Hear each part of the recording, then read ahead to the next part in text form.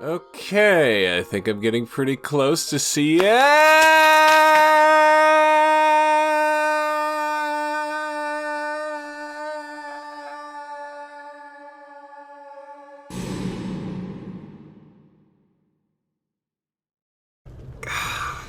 Jeez. What dipshit put that big gaping hole here? Oh, I'm dead. You damned fool! Oh, hey, Jack. Man, I haven't seen you since the Rockstar Saga ended. How you doing? You damned fool! You are about to burn for all eternity! I'm not sure what you... oh, wait, we're doing a bit?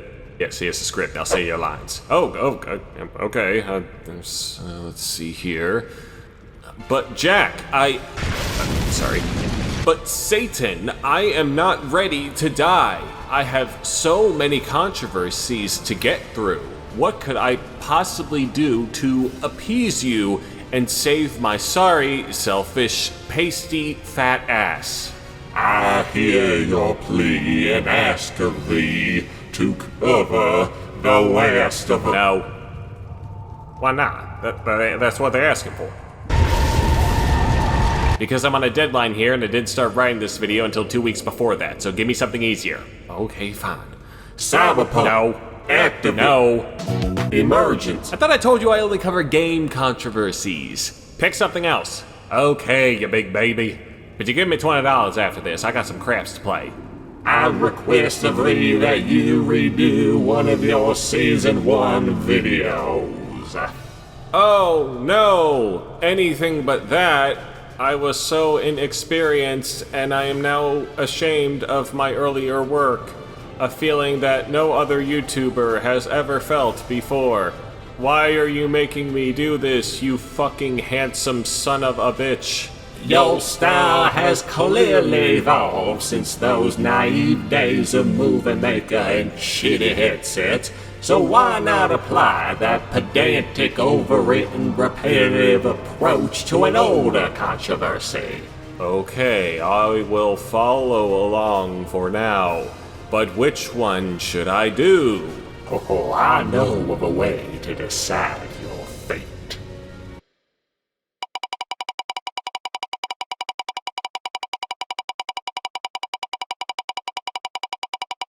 Did you have to set it to spin for that long? Shut up. Okay, alright.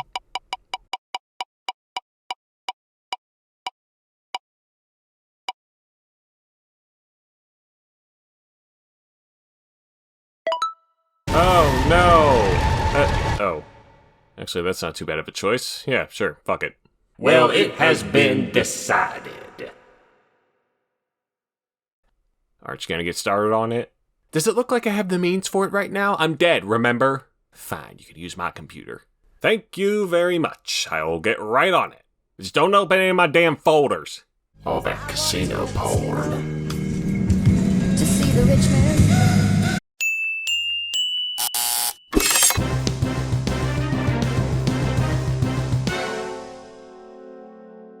They think that guns aren't that serious. They don't understand that guns kill people, or that when a gun goes through your leg, you may not walk again or you may lose your leg, because your leg may explode. Wow, can you believe that this show has been going on for 8 years now? I would say something self-deprecating here, but I think those first few episodes do that well enough. Thanks to this gracious opportunity, our Lord and Savior granted yours truly, however, we can now reflect and improve upon one of those episodes as a mean of celebrating the show's roots and pretending that they never happened because they all suck. The video we'll be remaking today, as chosen by Satan's big fucking wheel, was the one covering Konami's light gun arcade smash, Lethal Enforcers.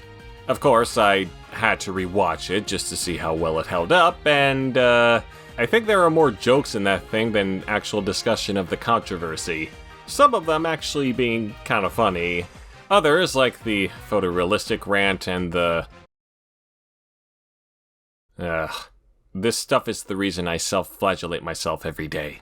This is a good thing though, because now we can examine this incident with a fresh perspective and truly determine whether or not legal enforcers' controversy was worth the trouble, or worth nothing but trouble. Happy 8 years, folks.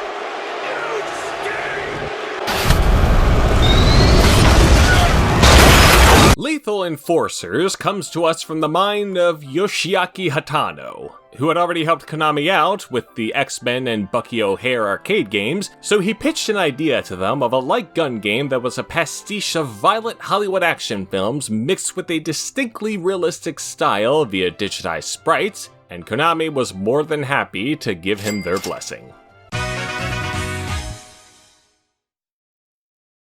Players would get to experience a day in the life of a Chicago police officer as they tried to stop a massive crime organization from taking over the city by mowing down every motherfucker with sunglasses and a gun. It was released in arcades in late 1992 and became one of the highest grossing titles over the next few months, so naturally, to capitalize on that success, Konami made a few console ports for it. While I assume they wanted to get them out as quickly as possible, they appeared to have a bit of trouble with the SNES version for reasons that will become clear later on, so they released the Genesis version first during the summer of 1993, with one for the Sega CD add-on out later that fall. Once again, they sold quite well, but not even a month after the Sega CD port had been placed in stores, the game found itself in the middle of what may be the most historic moment in games controversy, the 1993 Senate and Judiciary hearing on violence in video games. This meeting had been prompted due to another port of a violent arcade game with digitized sprites, as well as some glorified film on the Sega CD, but y'all already know the stories there, and I think their respective videos do an okay job at explaining their roles in this hearing. That said, for this video, I did something I had actually never done before in the 8 years of this show's existence. I watched the entire hearing. I know, it's so shocking, right? How can I have gone on with this series for so long and yet never touched the near 3-hour epic that this meeting is, as well as the 2-hour follow-up in '94? Seriously though, I did watch every fucking minute of this hot crap, featuring Senator Joseph Lieberman of Connecticut, Senator Herbert Cole of Wisconsin, and the third guy people seem to forget about, Senator Brian Dorgan of North Dakota. I mean, I can't really blame anyone because it's North Dakota, but shout out to the North Dakota fans, they're the real ones. Gave me some crumb cake as I was passing through there, it was very good. Anyway, having now seen these hearings in their full entirety, I gotta say it was about as equal parts fascinating and frustrating as I expected them to be. They certainly would be worthy of their own video, but I think we're well past that point with how many times it's come up with the show, so I'll just sum it up like this.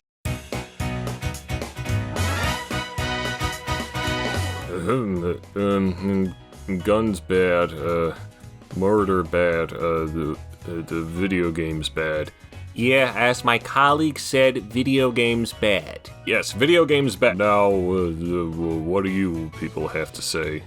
Well, I believe that we should think of the children and research the effects these games have on them. I also believe that we should think of the children and also figure out where all that money the games industry gets is going towards. Also, you should all buy my book. Yes, think of the children, but let's not get to the point of censoring these games now. I strongly believe that we should think of the children, and I also strongly believe that girls need games too, but not the super violent ones that all the boys play or the ones with the bunnies in them. They need games, just not those games or those games. What about you, Sega? I don't know. What about you, other people? I don't know. What about you, Nintendo? Fuck Sega, fuck Sega, fuck Sega, fuck Sega, fuck Sega, fuck Sega, fuck Sega, fuck Sega, fuck Sega, fuck Sega, fuck Sega, fuck Sega. Yes, as my colleague said, it's quite obvious the games industry needs to take responsibility for regulating these games, or else we'll have to step in even though we know nothing about them. Yes, and may I add, okay, hearing adjourned, see you all in 4 months. Welcome back, did you all fix your shit? Yes. Good, meeting adjourned, don't come back. This isn't quite on the level of other opportunistic fuckery that we've seen in previous episodes, but these senators sure do seem like they're using these violent video games to push an agenda of theirs, don't they? And in the case of Lethal Enforcers, that agenda is anti-gun violence. Not that I disagree with their stance on that stuff, but their argument as to how the game could influence the people who play them, which in their mind are children, and thus perpetuate said gun violence all over the country, are flimsy at best. The biggest sticking point they have revolves around the revolver that comes included with the game. Yes, Konami packaged an actual loaded Colt Python with all copies of the game, and Lieberman unfortunately didn't know of this beforehand, so while demonstrating its use, he accidentally fired a shot into the crowd, striking and killing the Senate clown Scrimblow Bimboliad. Funeral proceedings were held the next day, and Scrimblow was given a 21-gun salute, but the military forgot to bring rifles for that, so they just used the Konami ones instead. What was that thing I said about how the original video had more jokes in it than controversy talk? The more things change, people. Happy 8 years. But yeah, Konami actually did create their own gun peripheral specifically for the Lethal Enforcers console ports, which they dubbed the Konami Justifier. The game doesn't necessarily require them to play, but it's the only light gun accessory that's compatible with it, and it's a fucking light gun game, so no shit it was gonna have an add-on like this to bring the feel of the arcade version all the way home and eventually be used in other games, including the Sega CD version of Snatcher, for some reason. This didn't matter to the senators, though, as the mere fact that players, i.e. kids, can use this to play the game was something they found highly offensive. They also took issue with the violent content within the game itself, such as the realistic look and the blood splatter that occurs when players hit enemies or innocent civilians. Oh, and they also brought out some of the advertisements for the game, and yeah, you can imagine what they thought of that too. Now, I won't begrudge them for the digitized sprites because this shit was pretty cutting edge at the time, and I wasn't there, so I can't imagine how it looked during that day. But I assume the whole good guy cops versus bad guy terrorists wasn't really meshing with their anti-gun perspective, so they just left that out. Oh, also there's little to no blood in this game. Like, in the arcade version, when the player hits enemies or innocent bystanders, there is a red flash, but that's only because player 1's shots are colored red, whereas if someone were to hop in for co-op, their shots would be colored blue, just to distinguish between the two. And there's nothing of the sort in either the Genesis or the Sega CD version, so yeah, that was a fucking lie. That said, if the player were to get hit by bullets or knife attacks, then we'd see a bloody bullet hole or gash, but that's all. And that's nowhere near close to the stuff seen in the other violent game that was present during this hearing, and they had seen footage of. Hell, even Night Trap had more blood in it, and that shit just went through a tube. It's also very curious how you see footage for both of those games, and yet they show nothing of the sort from Lethal Enforcers. Like I said, flimsy.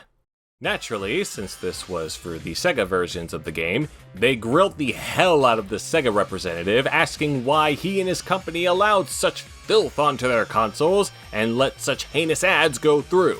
He stated pretty much every counter one could think of in this situation. Kids aren't the only ones who play these games. The rating system they had implemented themselves warned folks of the game's content. We approve the ads because they're the fucking tamest ads of all time. I mean, have you seen other early 90s ads, you fucking dipshits? Paraphrasing. But the senators weren't convinced and continued to gaslight him for the rest of the proceedings. Honestly, I felt bad for this dude. He got raked over the coals for this despite not being involved personally, and he also had to deal with the incessant pot shots from Nintendo's rep, Howard Lincoln. I mean, Mr. Bill White eventually did fire back with the Super Scope, But it was the 90s. Everything between those two companies would eventually turn into a pissing match. So, what happened following this hearing? Well, the ESRB formed. I think that's pretty cool. But more to the point, what happened to Lethal Enforcers? Well, a few weeks after the meeting, Toys R Us announced that they would no longer be stocking it or Night Trap. And while they say this decision was made well beforehand, I have to wonder if the senators displaying one of their ads featuring those games may have influenced that in any capacity. Howie Boy had also mentioned during the meeting that Nintendo initially rejected Lethal Enforcers for release on the SNES until it was subjected to Nintendo's sanitization policies, which is why it took until the following month for it to see release on that thing. This is evident in the final product with how enemies now flicker and stay in place when shot instead of reacting at all, name changes for some of the locales, and how the bullet hole and gash damage indicators have now lost their red color, though they added a flash of green or blue to that, since they pretty much made it much harder to tell when damage has been taken. Oh, and here's the best part. They altered the compatible with the Konami Justifier notice on the game's cover by removing the Justifier name, but the revolver reference and showing the fucking gun itself? I guess that's completely fine.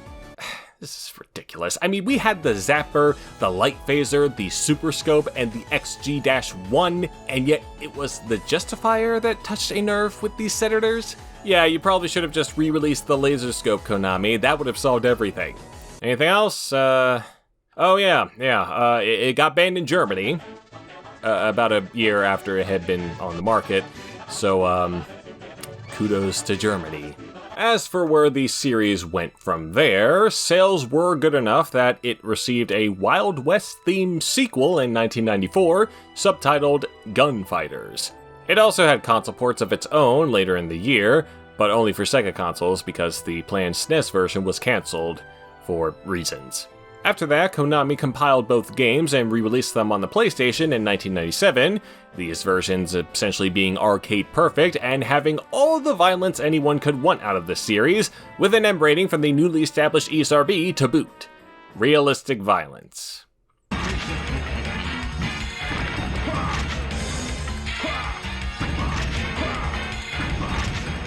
Yeah, sure. By that time, though, the light gun genre had evolved well past digitized sprites and into the realm of 3D, thanks to Virtua Cop and Time Crisis, so the series just kinda stopped after the second one. I know, it's such a shame. We'll never know what happened to that Chinatown gang. Or will we? Turns out Konami released a spin-off entry in 2000 titled Police 911. Which played more like Time Crisis, but instead of using the pedal to duck undercover, you now use your whole damn body to do that. And a few years later, they put out a follow-up with similar mechanics and aesthetics, but I guess for the sake of nostalgia, they titled it Lethal Enforcers 3. The original staff had long since left Konami, though, with Mr. Hatano going all over the place with his future projects, the biggest of which saw him directing the maligned Final Fight Streetwise, the GTA-inspired entry in Capcom's long-running beat-em-up franchise that was only released in Western territories. Huh. The only notable person who had worked on Lethal Enforcers and went on to do good stuff was the game's composer, Kenichio Fukui, as he would end up at Square Enix working on all sorts of titles and eventually doing various arrangement work for some of the company's biggest titles as of recent. And make a dash for the finish line! See you later! Chocobo GP. So what have we learned by revisiting an old friend and reevaluating our relationship with them, so to speak? Well, in that original video, I came to the conclusion that Lethal Enforcers was more deserving of controversy than Night Trap ever was. And now having listened to the entire hearing and examining all of this, that remains true, but with, 50 million qualifiers. Even then, much like Senator Dorgan's presence during the hearing, the game is easily the most forgettable of the three chosen games because the only noteworthy contribution it made here was with one of its control methods. Meanwhile, Night Trap had the lady who had her neck drilled in, and Mortal Kombat was the one with the invasive heart surgery, so of course those two will make a bigger impression on folks bitching about how dumb this whole thing was. 30 years of hindsight has done nothing to change that outlook either, and now it's just really, really, really hilarious to think something like this was at the center of such an important congressional meeting. It happened though, and I think there's no greater compliment to give this whole thing than that. It was a thing that happened. Alrighty, Jack, I'm finished. Now get me the hell out of here.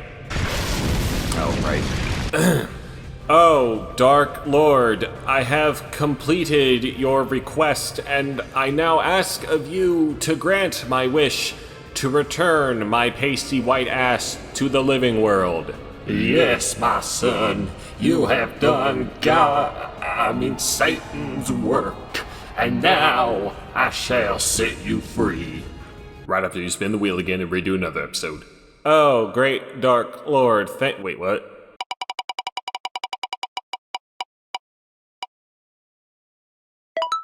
Ah, yes, a classic. If you manage to not make any rape jokes in this one, you may be able to escape. Where'd he go? No! No! Fuck you, Custer! Get your penis out of my... Oh. Oh, that was a waste of time. Where am I?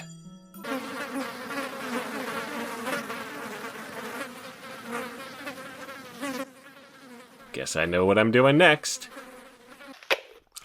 That's good. That's good video game. Yeah. That's really good. Happy 8 years, folks.